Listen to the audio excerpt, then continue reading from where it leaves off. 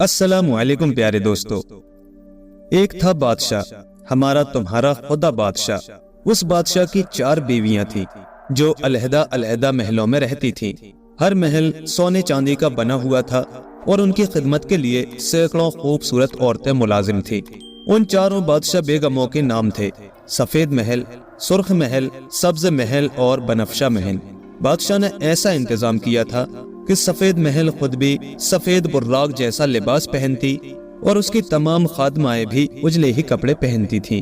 इसी तरह सुर्ख महल और उसकी नौकरानियां लाल कपड़े इस्तेमाल करती। सब्ज महल का लिबास हरा होता और बनफशा महल का बनफशी। इस तरह चारों महल अपने साजो सामान के एतबार से एक दूसरे से बिल्कुल मुख्तलिफ नजर आती। बादशाह एक रोज सफेद महल में कयाम करके खाना खाता तो दूसरे रोज सुर्ख महल में जाता। इसी तरह बारी बारी हर महल में कयाम करता। इसकी वजह से चारों बेगमात उससे बहुत खुश रहती। बादशाह की रैयत भी उससे बहुत मुतमईन थी क्योंकि वो सबको एक नजर से देखता था और उसकी अदालत में इंसाफ इस तरह किया जाता था कि दूध का दूध और पानी का पानी अलग हो जाता। मजाल ना थी किसी की कि किसी पर जुल्म कर सकता। बादशाह भेष बदल कर रात को शहर में घूमता और देखता कि उसकी रैयत का क्या हाल है। किसी को किसी तरह की तकलीफ तो नहीं है, कोई किसी को सताता तो नहीं है। जाहिर है कि ऐसे इंसाफ पसंद और शरीफ बादशाह से कौन है जो खुश न रहता। लेकिन बादशाह खुद कभी खुश न रहता था। उसके खुश न रहने का सबब यह था कि चारों बेगमों में से किसी से भी कोई औलाद न हुई थी और उसके तख्तो ताज का कोई वारिस न था। दवा और दुआ सब कुछ किया गया मगर बादशाह दौलत औलाद से महरूम ही रहा और अपनी इस बदकिस्मती पर उस रोज उसको और भी ज्यादा अफसोस हुआ जिस रोज वो भेष बदले हुए रात में ऐसे चंद लोगों के पास पहुंचा जो एक जगह बैठे आग जलाकर बातें कर रहे थे। मुसाफिर के भेष में बादशाह हाथ पैर सेंकने के बहाने उस जगह पहुंच गया। उसे किसी ने ना पहचाना इसलिए कि वो बिल्कुल मुसाफिर बना हुआ था। अभी वो आग ताप ही रहा था कि बातों का रुख बदल गया और तस्करा खुद उसी का होने लगा। एक ने कहा, हमारा बादशाह भी कोई बादशाह है जिसे औलाद की जगह अल्लाह ने भेंगा तक ना दिया। उससे तो हम लोग ही अच्छे हैं कि हमारे घर बच्चों से भरे हुए हैं। बादशाह को ये बातें सुनकर बहुत दुख हुआ और उस रोज से उसने दरबार करना बंद कर दिया। ना अपनी बेगमात के पास जाता, ना किसी से मिलता मिलाता। एक कमरे में तन्हा लेटा रंजो गम किया करता। इस बात से बादशाह के सारे मुल्क में गम की एक लहर दौड़ गई। किसी को भी मालूम ना था कि बादशाह ने सब कुछ क्यों छोड़ दिया है। हजारों आदमी उसके महल के गिर्द जमा होकर उससे फरियाद करते मगर बादशाह ने किसी का कहा ना माना। उसने अहद कर लिया था कि जब तक उसके औलाद ना होगी वो इस तरह सबसे अलग थलग जिंदगी गुजारेगा। एक रोज एक फकीर बादशाह के महल पर पहुंचा और उसने बादशाह से मिलने की दरख्वास्त की। लेकिन किसकी मजाल थी जो उसे बादशाह तक ले जाता। लेकिन फकीर भी जिद्दी था। उसने कहा कि जब तक बादशाह मुझसे ना मिलेगा मैं खाना पीना नहीं खाऊंगा। इस तरह उसने महल के सामने एक चादर बिछाकर भूख हड़ताल शुरू कर दी।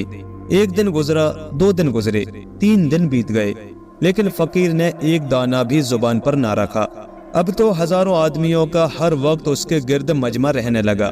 बादशाह के आला अफसरान और वज़रा ने भी उसे समझाने की कोशिश की मगर उसने एक न सुनी। यहाँ तक के 8 रोज गुजर गए। ये खबर बेगमात के महलों तक भी पहुँच गई इसलिए कि लौंडियां बांदियां आती जाती रहती थीं। बादशाह की रूपोशी से बेगमात के दिल भी गम से चूर हो चुके थे। उनका सुख चैन भी खत्म हो गया था इसलिए कि उन्होंने भी अपने चाहने वाले बादशाह की सूरत इस अरसे में ना देखी थी। फकीर की हालत दिन ब दिन खराब होती जाती थी। लोगों को अब उसकी बुजुर्गी और सच्चाई का भी यकीन हो गया था क्योंकि इस तरह कोई भी इंसान इतने रोज तक भूखा प्यासा नहीं रह सकता।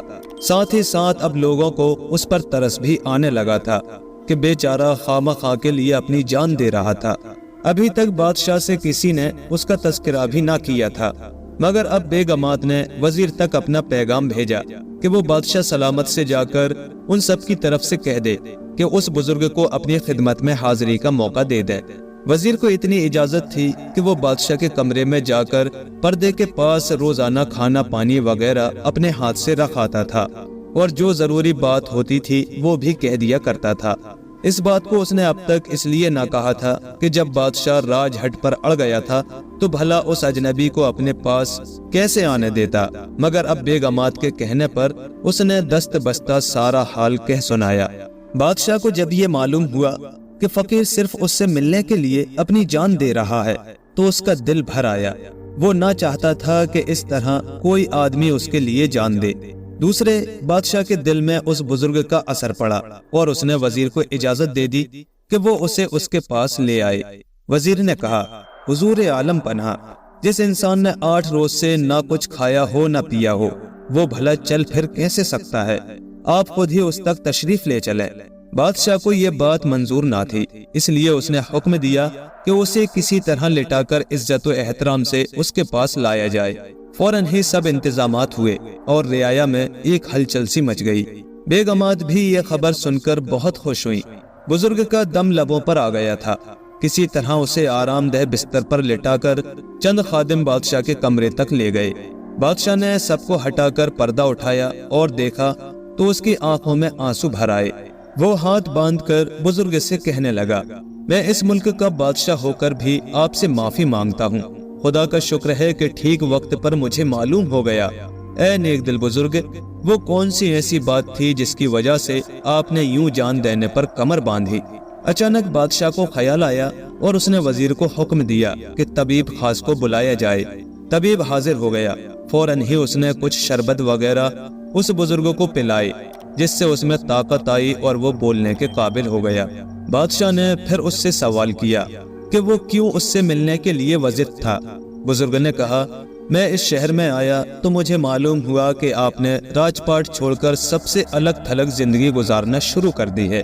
یہ بہت ہی عجیب بات تھی، اس لیے میں نے سوچا کہ میں آپ سے مل کر آپ کو سمجھاؤں گا۔ اے بادشاہ، خدا کی مہربانی سے بندے کو کبھی مایوس نہیں ہونا چاہیے۔ میں تیرے لیے دعا کروں گا اور تیری مراد بر آئے گی، تیرے دل کی دنیا آباد ہو جائے گی۔ اس بند کمرے سے نکل اور اپنا راج پاٹ سنبھال۔ اس کے بعد فقیر نے اپنی جھولی سے ایک چھوٹی سی ڈبیا نکالی اور اس میں سے ایک قسم کا پاؤڈر نکال کر بادشاہ کو دیا اور کہا کہ اسے کھا کر وہ اپنی جس بیگم کے پاس جائے گا اسی سے تخت کا وارث پیدا ہو جائے گا، لیکن اسے بچانا اور اس کی حفاظت کرنا سلطنت کے کاموں سے بھی زیادہ مشکل ہوگا۔ اتنا کہہ کر وہ بزرگ فقیر شاہی محل سے باہر نکل آیا اور ایک طرف کو چلا گیا۔ بہت سے لوگ اس کے پیچھے دوڑے، لیکن وہ شہر سے باہر نکل کر جنگل میں غائب ہو گیا۔ بادشاہ دیر تک فقیر کے دیے ہوئے پاؤڈر کو لیے بیٹھا سوچتا رہا اور پھر اس نے اسے سرہانے ایک ڈبیا میں رکھ دیا۔ اس کا دل کہہ رہا تھا کہ ضرور یہ انسان پہنچا ہوا بزرگ ہے، ورنہ اسے یہ بات معلوم نہ ہو سکتی کہ میں نے کس لیے راج پاٹ چھوڑ کر سب سے علیحدگی پسند کر لی تھی۔ لیکن اب سب سے بڑی مشکل بات یہ تھی کہ وہ اپنی چاروں بیگموں کو یکساں ہی چاہتا تھا۔ کس کے پاس جاتا، فیصلہ کرنا اس کے لیے مشکل تھا۔ آخر کار اس نے یہ کیا کہ تلاوت قرآن کے بعد اللہ تعالیٰ سے دعا مانگی کہ وہ خواب میں اس کو ہدایت کرے کہ وہ اپنی کس بیگم کے پاس جائے، اور اللہ تعالیٰ نے بادشاہ کی دعا سن لی۔ خواب میں اسے نظر آیا کہ وہ اپنی چاروں بیگمات سے کہے کہ فقیر نے کہا ہے کہ بادشاہ کی جو بیگم جنگل بیابان میں جا کر تنہا 40 روز تک چلہ کاٹے گی، اللہ پاک اسی کو دولت اولاد سے مالا مال کرے گا، اور جو بیگم اس ایثار قربانی کے لیے تیار ہو جائے اسی کے پاس بادشاہ اس پاؤڈر کو کھا کر جائے اور اسے محل سے نہ نکالے۔ بادشاہ نے ایسا ہی کیا۔ دوسرے روز اپنی چاروں بیگمات کو بلا کر وہی بات کہی جس کی بشادت خواب میں ہوئی تھی، اور بیگمات یہ سن کر حیران رہ گئیں کہ شاہی محل چھوڑ کر جو جنگل میں چلہ کاٹے گا، یعنی 40 روز عبادت الہی کرے گی، وہی ولی عہد سلطنت کی ماں بنے گی۔ یہ آسان بات تو نہ تھی کہ محل کے عیش و آرام چھوڑ کر حسین لونڈیاں بانیوں کے جھرمٹ سے نکل کر درندوں کے ساتھ جنگل بیابان میں رہا جائے۔ ایک ایک سے بادشاہ نے پوچھا، لیکن سفید محل نے البتہ بادشاہ سے وعدہ کیا کہ وہ اس کی دلی تمنا پوری کرنے کے لیے محل چھوڑ کر جنگل میں 40 دن گزارے گی۔ بادشاہ اس سے بہت خوش ہوا اور کہنے لگا کہ اللہ کی طرف سے اس طرح کی آزمائش کا حکم ملا تھا، ورنہ کسی کو بھی جنگل جانے کی ضرورت نہیں۔ یہ سن کر تو تینوں یعنی سرخ، سبز اور بنفشہ محل کو بڑا دکھ ہوا۔ اس لیے کہ ان کی عزت اور چاہت بادشاہ کی نظروں میں کم ہو گئی تھی اور سفید محل کی وقت بڑھ گئی تھی۔ گو اس میں سفید محل کا کوئی قصور نہ تھا، مگر وہ تینوں اس کی دل ہی دل میں دشمن بن گئیں، لیکن بظاہر پہلے ہی کی طرح دوست بنی رہی۔ اور یہ دشمنی اس وقت تو اور بھی بڑھ گئی جب سفید محل کے یہاں ایک چاند جیسا شہزادہ پیدا ہوا۔ سارے ملک میں اس کی خوشی منائی گئی۔ 7 روز تک تمام رعیت کو شاہی کھانا ملا اور ہر بوڑھے جوان اور بچے کو کپڑے دیے گئے۔ فقیروں اور سائلوں کو مالا مال کر دیا گیا۔ ہر گھر میں چراغاں ہوا۔ غرض ایسی خوشی منائی گئی جیسی کسی بادشاہ نے کبھی نہ منائی ہوگی۔ بادشاہ پہلے سے بھی اب سفید محل کو زیادہ چاہنے لگا تھا۔ شہزادے کے پیدا ہونے کے بعد سے تو وہ بس اسی بیگم کا ہو کر رہ گیا تھا۔ سرخ، سبز اور بنفشہ بیگم نے بھی ظاہر میں بڑی خوشی منائی اور بادشاہ کو دکھانے کے لیے خوب ناچی گائیں، مگر دل ہی دل میں جل بھن کر کباب ہو گئیں اور یہ سوچنے لگی کہ کسی طرح شہزادے کو ختم کرا دیں۔ تینوں نے مل کر یہ منصوبہ بنایا کہ اپنی لونڈیوں میں سے چالاک ترین اور قابل اعتبار لونڈیوں کو یہ کام سپرد کیا کہ وہ جا کر ملا سیانوں اور جادوگروں سے ملیں اور جتنا بھی روپیہ صرف ہو خرچ کریں، مگر کوئی ایسی صورت نکالیں کہ شہزادے کا قصہ تمام ہو جائے۔ سرخ محل ان میں پیش تھی۔ دعا تعویذ اور جادو ٹونے ہونے لگے اور آخرکار ایک عامل کے عمل سے یہ ہوا کہ شہزادہ دن بدن دبلا ہونے لگا۔ بادشاہ اور سفید محل بہت فکر مند رہنے لگے۔ شاہی طبیبوں نے بڑے بڑے علاج کیے مگر کچھ فائدہ نہ ہوا۔ بچہ جو پھول کی طرح کھلا رہتا تھا خزاں سے مرجھائی ہوئی پتی کی طرح ہو گیا۔ آخر بادشاہ نے قرآن پاک کی تلاوت کر کے ایک روز اللہ تعالیٰ سے دعا کی اور کہا کہ اے معبود حقیقی، یا تو میرے بچے کو صحت بخش یا مجھے موت دے دے، میں اس کے بغیر زندہ نہ رہوں گا۔ عبادت کے بعد بادشاہ سویا تو وہی بزرگ اسے خواب میں نظر آئے جنہوں نے اس سے ملنے کے لیے بھوک ہڑتال کر دی تھی۔ انہوں نے بادشاہ کو بتایا کہ اس کی سرخ، سبز اور بنفشہ محل نے جادو کرا دیا ہے اور سرخ محل کے پلنگ کے نیچے ایک درخت کی ڈال پتھر سے دبی پڑی ہے، وہ روز بروز سوکھتی جاتی ہے، اسی کے ساتھ شہزادہ بھی سوکھتا جاتا ہے۔ جس روز وہ بالکل سوکھ جائے گی اسی روز شہزادہ مر جائے گا۔ اس کے بعد بادشاہ کی آنکھ کھل گئی اور خواب کو حقیقت سمجھ کر بادشاہ اسی وقت بلا اطلاع سرخ محل جا پہنچا۔ سرخ بیگم نے اس طرح اچانک بادشاہ کو آتے دیکھا تو گھبرا گئی، مگر یہ بات تو وہ سوچ بھی نہ سکتی تھی کہ بادشاہ کیوں آیا ہے۔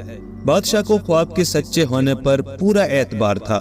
اس نے سرخ ملکہ کے چھپر کھٹ کے نیچے جھانک کر دیکھا تو واقعی ایک ڈال ایک پتھر سے دبی ہوئی تھی۔ بادشاہ کے ایسا کرنے پر ملکہ کانپ اٹھی۔ بادشاہ نے پتھر ہٹا کر اس ڈال کو کھینچ لیا اور اس کے ایسا کرتے ہی سرخ محل چھپر کٹ پر گر پڑی اور یک با یک دبلی ہو کر زرد ہو گئی۔ دراصل جس جادوگر نے یہ ڈال دی تھی اس نے یہ بھی کہہ دیا تھا کہ اگر یہ ڈال شہزادے کے مرنے سے پہلے اس جگہ سے ہٹائی گئی تو شہزادے کے بجائے خود سرخ محل کو وہی مرض لگ جائے گا، اور ایسا ہی ہوا۔ بادشاہ نے غصے میں سرخ ہو کر جب اس سے پوچھنا چاہا کہ یہ ڈال کیسی ہے تو وہ بیگم کو دیکھ کر حیران رہ گیا۔ خوف سے کوئی اس درجہ دبلا اور کمزور یک با یک نہیں ہو سکتا۔ ذرا ہی دیر پہلے وہ سرخ گلاب کے مانند شگفتہ اور حسین تھی، مگر اب آنے واحد میں اس کے گال پچک گئے تھے، آنکھیں دھس گئی تھیں، چہرہ زرد ہو گیا تھا۔ بادشاہ سرخ محل کو بہت چاہتا تھا، اس لیے کہ وہ بہت حسین تھی اور شوق تھی۔ اس کی سمجھ میں نہ آ سکا کہ یکا یک یہ کیا ہو گیا۔ پھر بھی اس نے ملکہ سے پوچھا، یہ ڈال تمہارے پلنگ کے نیچے کیوں دبی ہوئی تھی؟ سچ سچ بتاؤ۔ اور ملکہ جھوٹ نہ بول سکی۔ اس نے کہا، میں نے جیسا کیا ویسا پایا۔ جو دوسروں کے لیے کنواں کھودتا ہے خود اسی میں گر پڑتا ہے، جو کسی کے ساتھ برائی کرتا ہے خود اپنے ساتھ دغا کرتا ہے۔ میں نے ایک جادو کے ذریعے آپ کے شہزادے کو ختم کرنا چاہا تھا، اس لیے کہ اس کی وجہ سے آپ نے ہم تینوں ملکاؤں کو نظروں سے گرا دیا ہے۔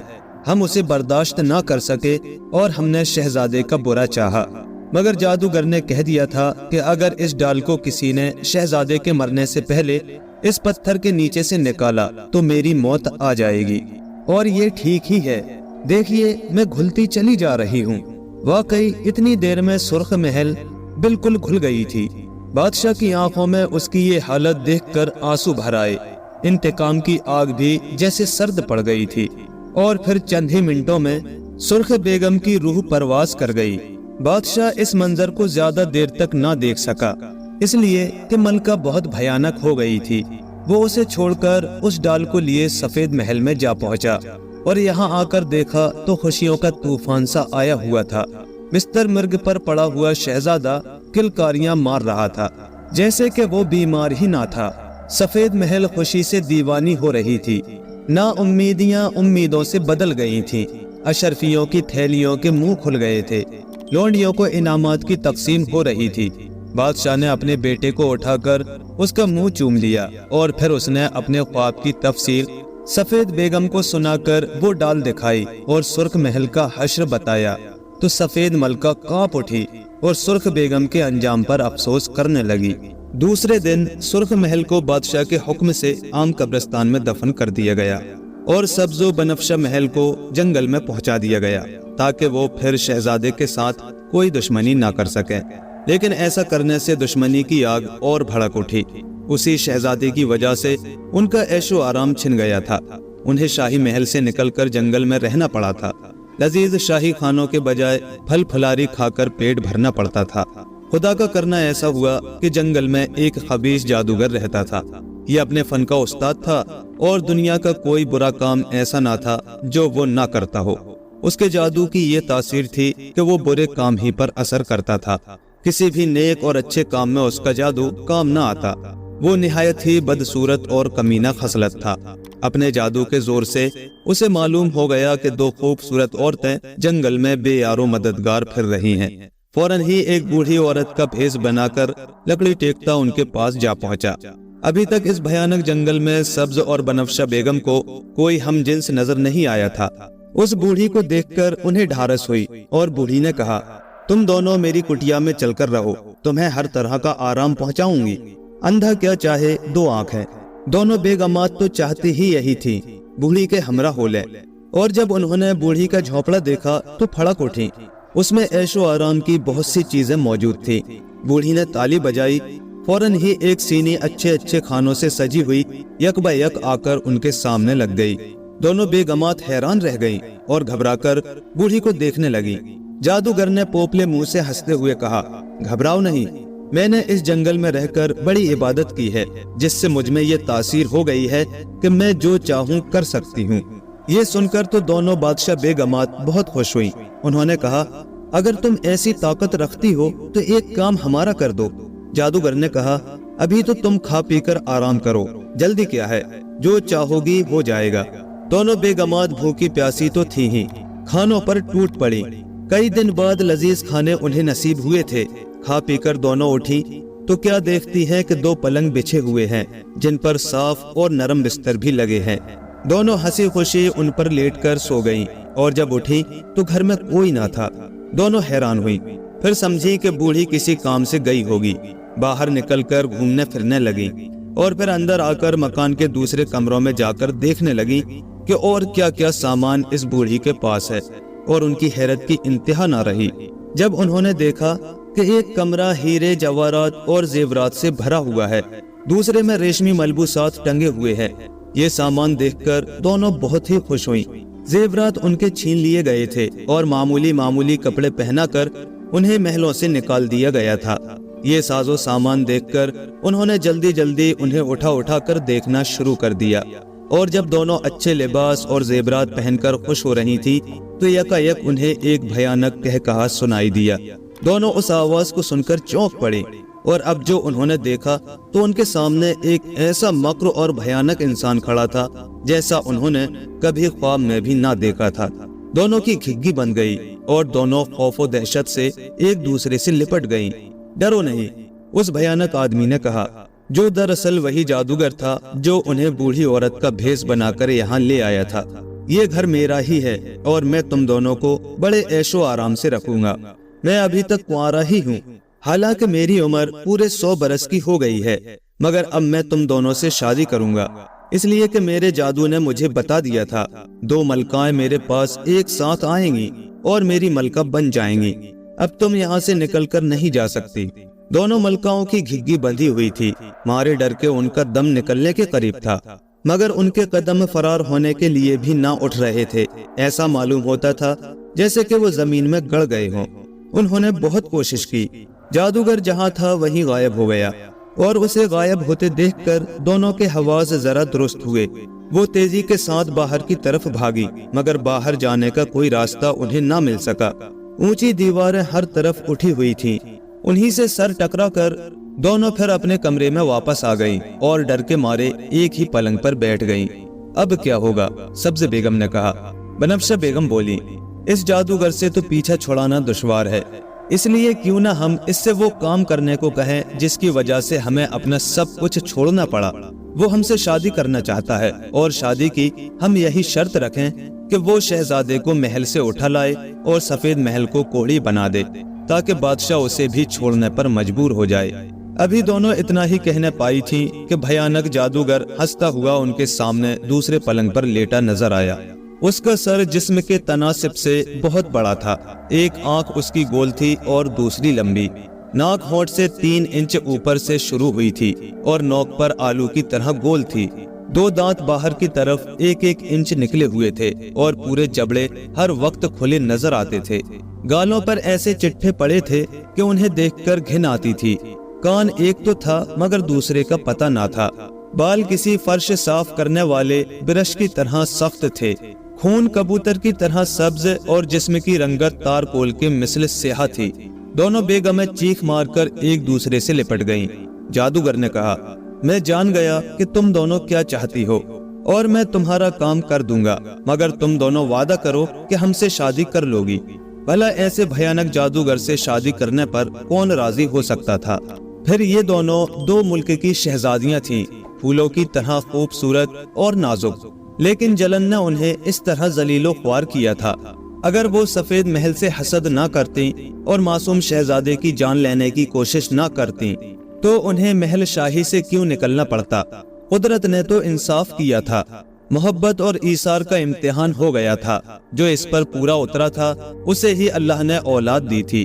उन्हें चाहिए था कि उसको ये भी चाहती रहती और उसकी जान लेने की फिक्र ना करती। अब क्या करें, दोनों की समझ में नहीं आ रहा था और दोनों अपने किए पर पछता रही थीं। मगर अब पछताने से क्या हो सकता था? बादशाह उन्हें रख न सकता था और जादूगर के पंजे से निकलना मुमकिन नजर न आता था। मरता क्या न करता। दोनों राजी हो गई कि अगर वो शहजादे को खत्म कर दे और सफेद महल को कोड़ी बना दे तो वो उससे शादी कर लेंगी।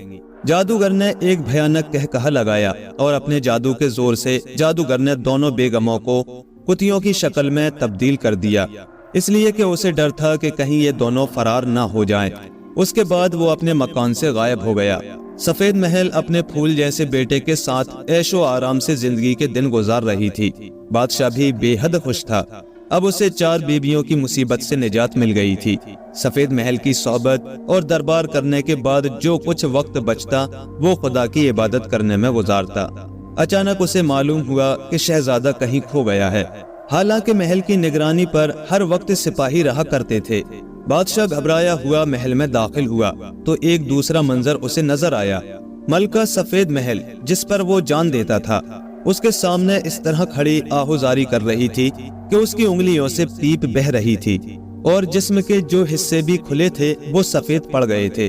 बादशाह को देखते ही वो चीख कर उसकी तरफ दौड़ी, मगर बादशाह को ऐसी घिन आई कि उसने उसे दूर ही रहने का इशारा किया। फिर मलका ने रो रो कर बादशाह को बताया कि शहजादा खेलते खेलते नजरों से ओझल हो गया और उसी वक्त से मेरी ये हालत हो गई। बादशाह महल से वापस दरबार आया और उसने ऐलान कर दिया कि जो कोई शहजादे का पता लगाकर ले आएगा उसे सोने और जवाहरात में तौल दिया जाएगा। बादशाह से सभी मोहब्बत करते थे, इसलिए कि वो बड़ा रहमदिल और मुंसिफ था। बादशाह का गम रियाया का गम बन गया था और हर आदमी शहजादे की तलाश में फिरने लगा। लेकिन वो तो जादूगर के फेर में था, उसका पता कोई कैसे लगा सकता था। 24 घंटे गुजर गए मगर शहजादे का कोई सुराग ना लगा। तो बादशाह ने कसम खा ली कि जब तक शहजादा ना मिल जाएगा वो कुछ ना खाएगा।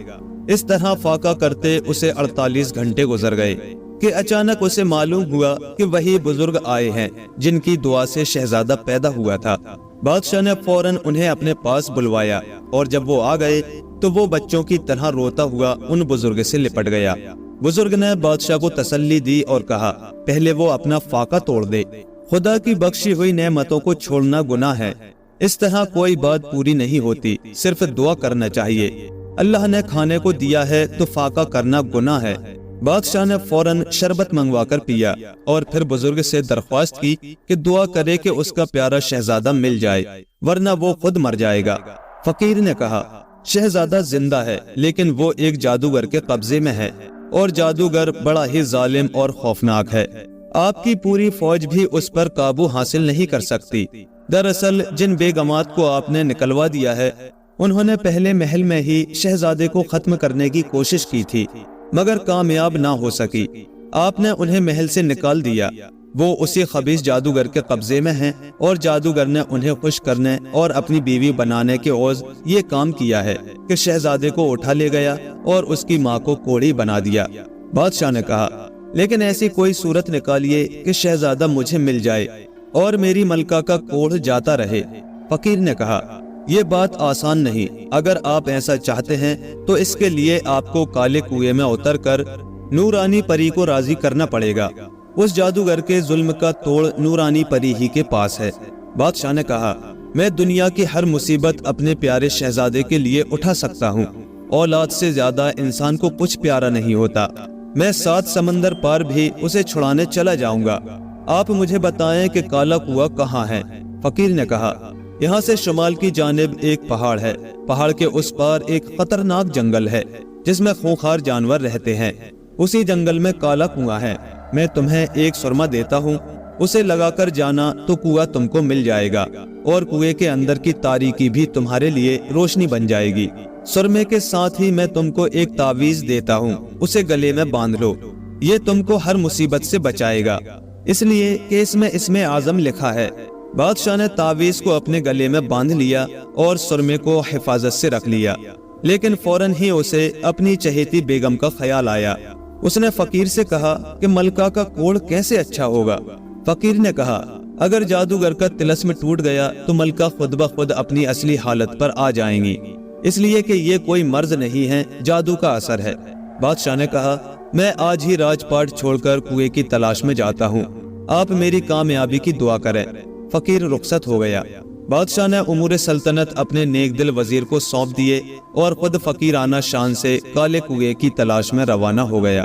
کئی دن چلنے کے بعد وہ اس پہاڑ پر پہنچا جس کے اس پار جنگل تھا، پہاڑ سے گزر کر وہ جنگل میں پہنچا جو 50 میل تک پھیلا نظر آتا تھا اور ہر طرف اس میں شیر چیتے دہاڑتے نظر آ رہے تھے، لیکن بادشاہ پر تو شہزادے کو آزاد کرانے کا بھوت سوار تھا۔ وہ بے خوف و خطر جنگل میں چلنے لگا، شیر اور چیتے اس کے پاس سے نکلتے تھے مگر اس طرح کے جیسے وہ اسے دیکھ ہی نہ رہے ہوں۔ اب تو بادشاہ کو اسم اعظم کا کمال نظر آ گیا، واقعی اس کی برکت تھی کہ یہ خونخوار جانور بکریوں کی طرح بے ضرر نظر آ رہے تھے، لیکن کالا کنواں کہاں ہوگا؟ اس لمبے چوڑے جنگل میں جہاں بڑے بڑے درخت اس طرح سایہ فگن ہوں کہ کچھ نظر ہی نہ آتا ہو، کالا کنواں کیسے نظر آ سکتا تھا؟ فوراً بادشاہ کو فقیر کے عطا کردہ سرمے کا خیال آیا، اس نے سرما نکال کر آنکھوں میں لگایا تو قدرت خدا کا تماشا نظر آیا، سارا جنگل نظروں میں اس طرح آ سمایا کہ وہاں کا ذرہ ذرہ نظر آنے لگا، کالا کنواں بھی سامنے آ گیا اور بادشاہ بڑی آسانی سے اس تک پہنچ گیا، اس لیے کہ اس کا راستہ اس کی نگاہوں میں آ گیا تھا۔ کنواں بہت ہی بھیانک اور اندھیرا تھا، پانی نہ جانے کتنی دور تھا کہ نظر ہی نہ آتا تھا، لیکن بادشاہ نے غور کیا تو اس میں سیڑھیاں سی بنی تھیں۔ بادشاہ نے اللہ کا نام لے کر ان کی مدد سے کنویں میں اترنا شروع کر دیا۔ نہ جانے کنواں کتنا گہرا تھا کہ اس کی تہ نظر ہی نہ آتی تھی، مگر بادشاہ بے خوف و خطر اترتا چلا جا رہا تھا۔ آخر کار وہ تہ تک پہنچ گیا، لیکن یہاں پانی نہ تھا، سیاہ پتھر کا ایک فرش لگا ہوا تھا۔ اب تو بادشاہ پریشان ہو گیا، اس لیے کہ اب وہ کیا کرے، اس کی سمجھ میں نہیں آ رہا تھا۔ نورانی پری تک پہنچنے کی کیا صورت ہوگی؟ وہ یہی سوچ رہا تھا کہ اچانک زور کی گڑگڑاہٹ ہوئی اور 2 کالے بھجنگے قوی ہیکل دیو کہیں سے نکل کر اس کے سامنے آ گئے۔ ان کے منہ سے آگ کے شعلے نکل رہے تھے، مگر بادشاہ بالکل محفوظ رہا۔ آگ کے شعلے اس تک آتے مگر جلا نہ سکتے تھے۔ شاید یہ اسم اعظم کا کمال تھا۔ آخر پریشان ہو کر دیو اس کے سامنے سجدے میں گر پڑے۔ بادشاہ نے کہا، میں نورانی پری سے ملنا چاہتا ہوں، مجھے اس کے پاس لے چلو۔ دونوں دیو ادب کے ساتھ کھڑے ہو گئے۔ پھر انہوں نے فرش پر پیر پٹکے تو وہاں ایک درسا بن گیا اور ایک زینہ نظر آیا۔ بادشاہ تیزی کے ساتھ زینے کی سیڑھیاں اترنے لگا۔ اندر چاندنی سی چھٹکی ہوئی تھی، نہ کوئی لیمپ جل رہا تھا، نہ بجلی کے بلب روشن تھے، لیکن ذرہ ذرہ جگمگا رہا تھا۔ بادشاہ یہاں کی آرائش و زیبائش دیکھ کر دنگ رہ گیا۔ یہاں کی شان و شوکت اس کے محل سے بھی زیادہ تھی۔ اور پھر یکایک چند نہایت خوبصورت رنگ برنگی تتلیوں جیسی حسین لڑکیاں جن کے پر لگے ہوئے تھے آ کر سامنے کھڑی ہو گئیں اور جھک کر بادشاہ کو سلام کر کے انہوں نے ہاتھوں سے اس بات کا اشارہ کیا کہ ان کے ساتھ ہو جائے۔ بادشاہ ان تتلی نما لڑکیوں کے ساتھ چلا۔ آگے ایک وسیع نہر نظر آئی جس میں دودھ جیسا صاف و شفاف پانی موجے لے رہا تھا اور عجیب و غریب وضع کی چاندی جیسی مچھلیاں تیر رہی تھیں۔ تتلیوں جیسی لڑکیاں نہر کے پانی پر اس طرح چلنے لگیں جیسے کہ وہ کوئی سڑک ہو، لیکن بادشاہ رک گیا۔ وہ بھلا پانی پر کیسے چل سکتا تھا؟ مگر تتلیوں نے پلٹ کر دیکھا اور اشارہ کیا کہ وہ چلا آئے۔ بادشاہ کو بہرحال نورانی پری تک پہنچنا تھا، اس لیے بسم اللہ کہہ کر اس نے بھی قدم بڑھایا، اور پھر اس کی حیرت کی انتہا نہ رہی جب وہ اس آب و روا پر اس طرح چلنے لگا جیسے کہ وہ سفید شیشے کی بنی کوئی سڑک ہو۔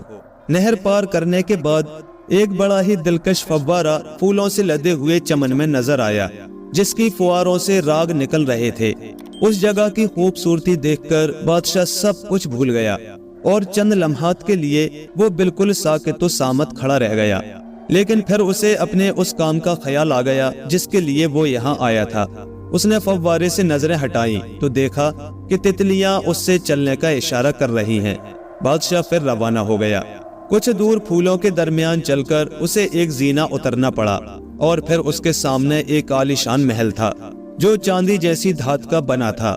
اس کے گیٹ پر بہت ہی بھیانک قسم کے دیو کھڑے پہرا دے رہے تھے۔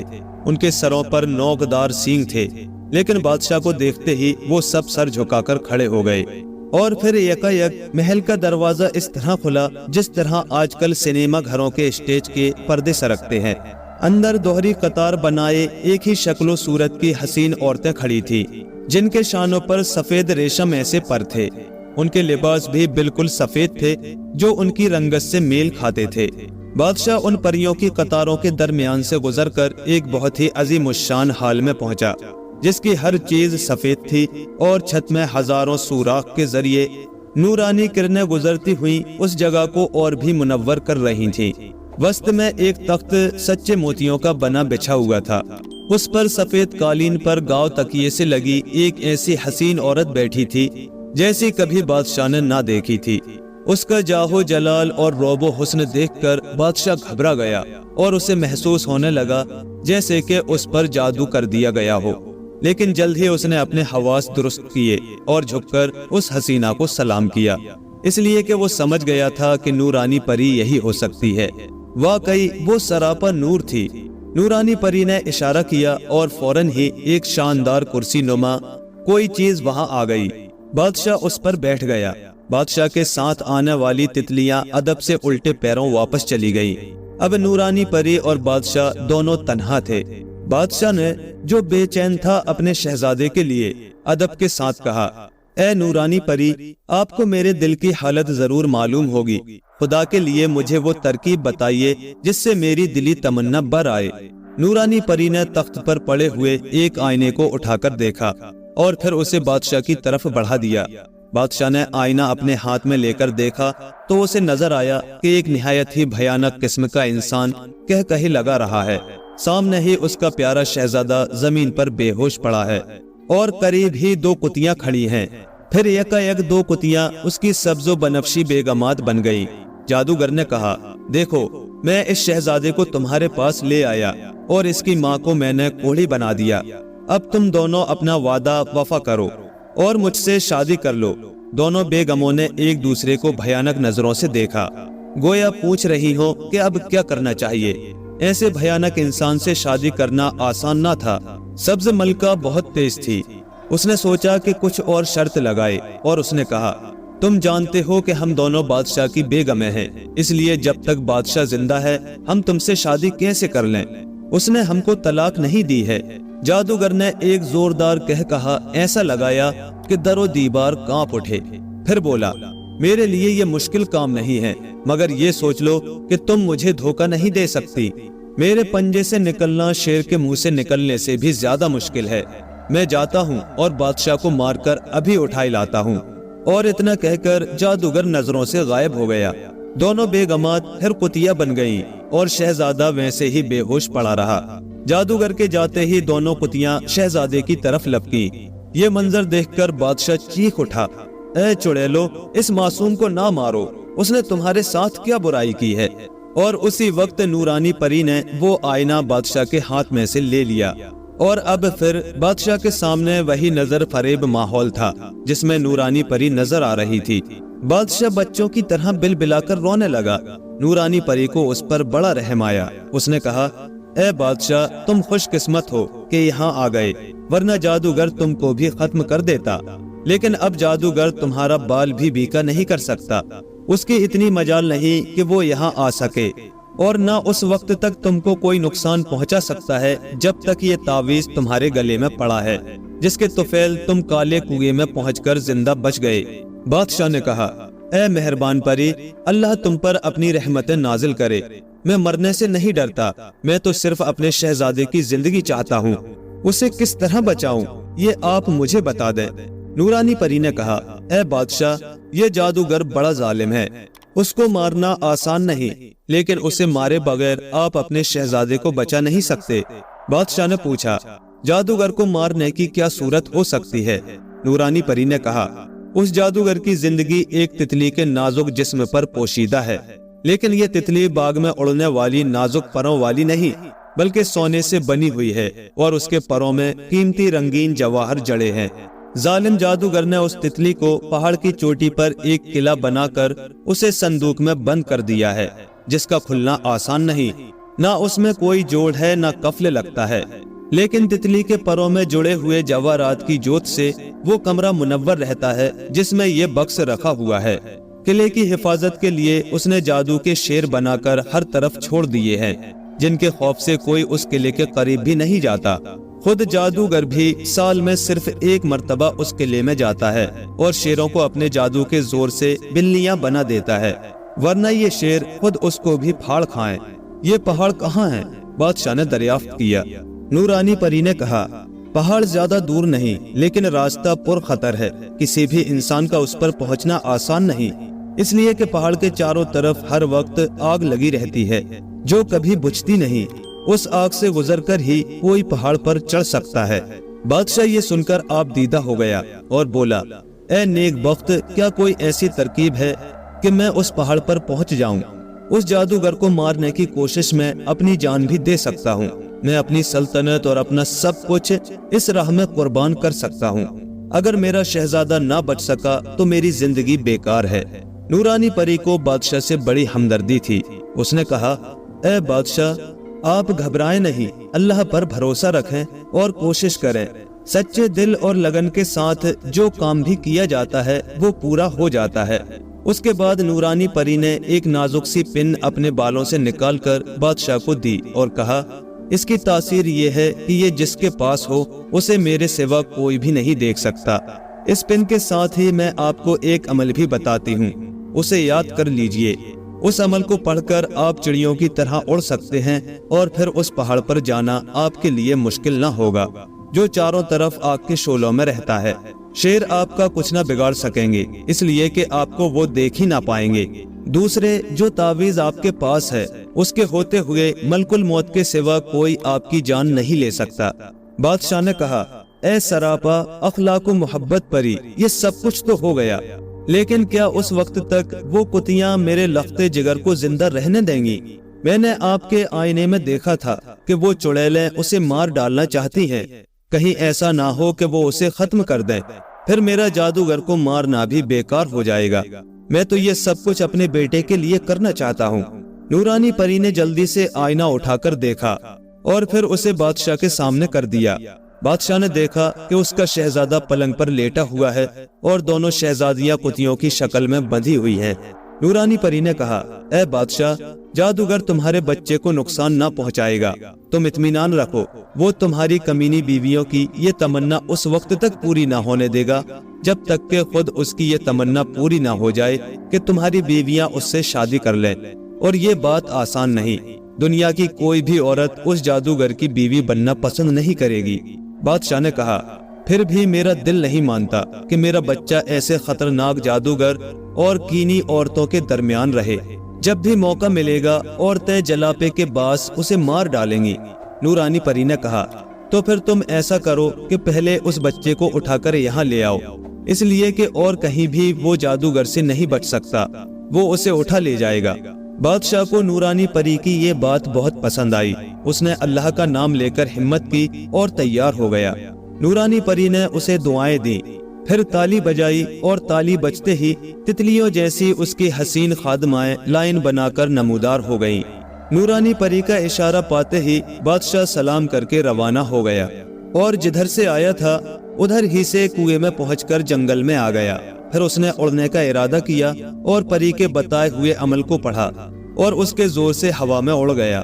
اڑتے اڑتے بادشاہ اس جنگل میں پہنچ گیا جہاں جادوگر کے حصار میں اس کی شیطان بیویاں اور اس کا معصوم شہزادہ قید تھا۔ بادشاہ اس حصار میں بآسانی اتر سکتا تھا، اس لیے کہ اسے کسی دروازے سے داخل نہیں ہونا تھا، اور جس وقت وہ وہاں اترا تو اس کا پیارا شہزادہ سو رہا تھا اور بیویاں کتیوں کی شکل میں زنجیروں سے بندھی ہوئی تھی۔ جادوگر ایک بڑے پلنگ پر آرام کر رہا تھا۔ بادشاہ نے تیزی کے ساتھ اپنے بیٹے کو اٹھا کر سینے سے لگا لیا۔ اتنی ہی مدت میں اس کا پھول جیسا چہرہ مرجھا گیا تھا۔ پھولوں کی سیج پر سونے والا یہ نونہال لاوارث بچے کی طرح ایک کھردرے پلنگ پر لیٹا ہوا تھا۔ بادشاہ کے آنسو نکل پڑے۔ اس کی نظر ان کتیوں پر پڑی جو کبھی سبز اور بنفشہ بیگم کی حسین صورتوں میں اس کے عالیشان محل میں رہا کرتی تھی، اور جنہیں حسد نے اس درجے پر پہنچا دیا تھا۔ اس کا دل چاہا کہ ان کی گردنیں پکڑ کر مروڑ دے، لیکن پھر اس نے سوچا کہ اس طرح ان کی مصیبت کا جلد ہی خاتمہ ہو جائے گا۔ انہیں سزا ایسی ملنا چاہیے جو تمام عمر یاد رہے، اور اس سے بڑی کوئی سزا نہ ہو سکتی تھی کہ وہ اس خوفناک شکل رکھنے والے جادوگر کی بیوی بن کر زندگی کے بقایا دن کاٹیں۔ اس لیے وہ ان سے نہیں بولا۔ شہزادے کو اپنی گرفت میں لیا اور نورانی پری کا بتایا ہوا عمل پڑھ کر اڑ گیا۔ کتیوں نے شہزادے کو پلنگ سے اٹھتے دیکھا تو بھونکنے لگی۔ ان کی آواز سن کر جادوگر کی بھی آنکھ کھل گئی، اور وہ انگڑائی لیتا ہوا غضبناک ہو کر کتیوں کی طرف آیا تاکہ انہیں سزا دے کہ کیوں اس کی نیند خراب کی۔ کتیاں نہ مانی، بھونکتی ہی رہیں۔ جادوگر نے کچھ پڑھ کر ان پر پھونکا اور وہ اپنی اصل شکل میں ہو کر بولی، شہزادہ غائب ہو گیا اور تم نے ہی ایسا کیا ہے۔ جادوگر نے حیران ہو کر اس پلنگ کی طرف دیکھا، اور وہ شہزادیوں پر کوئی شک نہ کر سکتا تھا، اس لیے کہ وہ تو کتیاں بنی بندھی ہوئی تھی۔ شہزادہ کیا ہوا؟ اس نے غرا کر پوچھا۔ شہزادیوں نے کہا، وہ پلنگ سے اٹھا اور اوپر ہوتا چلا گیا، اس طرح جیسے کوئی اسے لپٹائے ہو۔ جادوگر کو یقین نہ آیا۔ اس نے پلنگ کے نیچے دیکھا، پھر کمروں کی تلاشی لی، مگر کہیں اس کا نام و نشان بھی نہ ملا۔ اب تو جادوگر حیران ہو کر رہ گیا، اس کے اس طلسمی محل سے بچے کو کون لے جا سکتا ہے؟ غضبناک ہو کر اس نے زمین پر زور سے ایک پیر مارا، زمین جیسے پھٹ گئی، اس میں سے دھواں اٹھنے لگا، اور پھر چند ہی لمحے میں ایک ہیبت ناک بھوت سا نظر آنے لگا۔ جادوگر نے اس پر ایک پھونک ماری، بھوت یا دیو جو کچھ بھی وہ تھا بولنے لگا۔ اس نے کہا، کیا حکم ہے استاد کا؟ جادوگر نے کہا، یہاں سے ایک بچہ غائب ہو گیا ہے، تم اسے تلاش کر کے لاؤ، یا مجھے بتاؤ کہ وہ کہاں ہے اور یہاں سے کیسے گیا۔ بھوت نے اپنا سر ہلایا اور آہستہ آہستہ دھوئیں کی طرح اوپر اٹھنے لگا، اور پھر نگاہوں سے اوجھل ہو گیا، اور پھر چند ہی لمحے بعد آسمان سے ایک دھواں سا اترتا ہوا بھوت بن گیا اور بولا، بچہ ایک طرف اڑتا ہوا گیا ہے، لیکن میں اسے پکڑ نہ سکا۔ جب بھی ہاتھ بڑھایا ہاتھ جلنے لگا، میں دیکھ نہیں سکا، مگر ایسا معلوم ہوتا تھا جیسے کسی نے اسے پکڑ رکھا ہو، لیکن پکڑنے والے کا کوئی عضو دکھائی نہ پڑا۔ جادوگر نے غصے سے بھوت کے منہ پر تھوک دیا، اس کی گول آنکھ باہر آ گئی، اور پھر اس نے کچھ پڑھ کر ہوا میں پھونک ماری۔ اچانک آندھی چلنے لگی، ایسی آندھی جس نے ساری فضا کو تاریک کر دیا۔ बादल की गरज जैसी आवाजें आने लगी और ऐसा मालूम हुआ जैसे कि कयामत आ गई। जंगल के बड़े बड़े दरख्त जड़ों से उखड़कर गिर गए। दोनों शहजादियों ने खौफो दहशत के मारे अपनी आंखें बंद कर ली और एक दूसरे से लिपट गई, लेकिन कुछ न हुआ। शहजादा वापस न आ सका। जादूगर की सारी जादूगरी बेकार हो गई और गुस्से में आकर वो अपना मुंह नोचने लगा। उसका चेहरा यूं ही क्या कम भयानक था कि गुस्से से और भी खौफनाक हो गया। जादूगर ये समझ गया था कि उससे भी ज्यादा ताकतवर किसी जादूगर ने हरकत की है और उसे ये खौफ भी महसूस होने लगा कि कहीं वही ताकत जो उस शहजादे को उठाकर ले गई है इन शहजादियों को भी न ले जाए। इसलिए उसने शहजादियों को कुतियों की शक्ल में तब्दील कर दिया और दोनों को लेकर उड़ गया। उड़ते उड़ते वो उस पहाड़ी किले में पहुंच गया जहां उसने अपनी जान को एक तितली की शक्ल में कैद कर रखा था। वो समझता था कि उस पहाड़ तक कोई नहीं आ सकता। आग के हिसार और शेरों से कोई भी नहीं बच सकता। मलकाओं को उसने उनकी असल रूप में लाकर कहा, अब तुम दोनों मुझसे शादी करने के लिए तैयार हो जाओ। सब्ज महल ने बनफशा महल की तरफ देखा और बनफशा महल ने सब्ज महल की तरफ। फिर सब्ज महल ने हिम्मत करके कहा, ए जादूगर, मैंने सुना था कि जादूगर अपने कौल के पक्के होते हैं। तुम शहजादे को लाए मगर फिर उसे हमसे दूर कर दिया। शर्त यही थी कि शहजादा हमारे पास आ जाए और सफेद महल कोड़ी हो जाए। उसे तो हमने देखा भी नहीं कि वो कोड़ी हुई या नहीं। शहजादा जरूर हमारे पास आ गया था मगर फिर गायब कर दिया गया। ऐसा जादू ही से होता है और जादूगर तुम हो, हम नहीं। इसलिए पहले उसे लाओ फिर शादी की तैयारी करना। जादूगर पेचोताप खाकर रह गया। वो जबरदस्ती नहीं कर सकता था, इसलिए कि उसके उस्ताद ने उससे वादा ले लिया था कि किसी को कौल देना तो उसे पूरा करना, वरना तुम्हारा जादू खत्म हो जाएगा। उस्ताद की ये बात उसे याद थी, इसलिए उसने मलकाओं से कहा, अच्छा तुम दोनों यही रहो, जब मैं शहजादे को लेकर आऊंगा तो तुमसे शादी कर लूंगा। जान बची लाखों पाए। मलकाओं को कुछ सुकून हुआ, इसलिए कि वो उस भयानक जादूगर की बीवियां बनने से मर जाना बेहतर समझती थी। इस तरह उस वक्त तक के लिए तो उन्हें इत्मीनान हो गया था जब तक कि शहजादा ना मिल जाता और उनका ख्याल था कि शहजादे को कोई जंगली परिंदा उड़ा ले गया होगा। दूसरी तरफ बादशाह अपने शहजादे को लेकर सीधा काले कुएं की तरफ गया और जिस तरह पहले दाखिल हुआ था उसी तरह उसमें उतरकर नूरानी परी के पास जा पहुंचा और उसका शुक्रिया अदा करते हुए उसने शहजादे को उसके सामने लिटा दिया जो बेहोश हो गया था। नूरानी परी ने शहजादे को गोद में उठा लिया। ताली बजाई तो एक बूढ़ी परी सामने आ गई। उसके गालों में झुर्रियां पड़ी हुई थी। नूरानी परी ने उससे कहा, शहजादे को होश में लाओ। बूढ़ी परी नजरों से ओझल हो गई। फिर वो एक शीशी में सुनहरा अर्क लिए हुए आई और उसे शहजादे पर छिड़क दिया। शहजादा होश में आकर इधर उधर देखने लगा। बादशाह ने उसकी तरफ मोहब्बत से अपने हाथ बढ़ाते हुए कहा, आओ जानिबदार, मेरे पास आओ, देखो मैं कौन हूँ, पहचानते हो मुझे? मगर शहजादे ने कोई तवज्जो ना की। वो नूरानी परी ही की गोद में लेटा मुस्कुराता रहा। नूरानी परी भी मुस्कुरा दी और बोली, ए बादशाह, ये बच्चा आपको कैसे देख सकता है? आपके पास मेरे बालों की वो पिन मौजूद है जिसकी तासीर ये है कि जिसके पास रहे उसे मेरे सिवा कोई ना देख सके। तुम उसे निकाल कर अलहदा कर दो तो तुम्हारा शहजादा तुम्हें पहचान लेगा। बादशाह ने ऐसा ही किया और उसके बाद शहजादे ने बाप को देखा और लपक कर उसके पास आने की कोशिश करने लगा। नूरानी परी ने उसे बादशाह की तरफ बढ़ा दिया और बादशाह ने उसे सीने से लगा लिया। फरते मसरत से उसके आंसू निकल आए। शहजादे ने बाप को पहचान लिया था। नूरानी परी ने एक शानदार सजे हुए कमरे में बादशाह को ठहराया और उसके लिए तरह तरह के खाने पहुंचाए। शहजादे को अलहदा एक कमरा दिया गया जिसमें बहुत सी चांदी की पलंगड़ियां बिछी हुई थीं और उन पर लंबे रेशम वाले सफेद मखमल के नरम गद्दे बिछे हुए थे। शहजादे ही जैसी छोटी छोटी परियां उस पर लेटी थीं। शहजादा उनके साथ हंसी खुशी खेलने लगा। दूसरे दिन बादशाह ने नूरानी परी से कहा, वो जल्दी से जादूगर को मारकर वापस आने की कोशिश करेगा, लेकिन अगर वो कामयाब ना हो सका तो आप इस बच्चे को अपना ही समझें और इसे किसी तरह तकलीफ ना होने दें। नूरानी परी ने बादशाह को इत्मीनान दिलाया और बादशाह फिर नूरानी परी की पिन लेकर उड़ा और उस पहाड़ तक पहुंच गया जहां जादूगर रहता था। वाकई उसके चारों तरफ आग का हिसार था और शेर पहरा दे रहे थे। मगर बादशाह तो वहां उड़कर पहुंचा था और फिर वो सबको देख सकता था, उसे कोई नहीं देख सकता था। वो आराम से किले में दाखिल होकर हर वक्त जादूगर और अपनी हासिद मलकाओं को देखता रहता। वो संदूक भी उसने देख लिया था जिसमें वो तितली बंद थी, जिसमें जादूगर की जान पोशीदा थी। अब बादशाह उस तितली को हासिल करने की फिक्र में था, मगर उस बक्स को खोलने की कोई सूरत उसे नजर न आई थी। आखिरकार बादशाह ने नमाज पढ़कर अल्लाह पाक से दुआ मांगी और उसी रात वो बुजुर्ग उसे ख्वाब में नजर आए, जिनकी दुआओं से शहजादा आलम वजूद में आया था। उन्होंने फरमाया, कल सुबह जादूगर पर नजर रखना। सुबह की नमाज पढ़कर बादशाह जादूगर के पलंग के पास ही खड़ा रहा। जादूगर सोते में बड़बड़ाया, नहीं नहीं, उसे कोई नहीं निकाल सकता। और फिर उसकी आंख खुल गई और घबराकर उठा और सीधा उस आहिनी बक्स के पास पहुंच गया।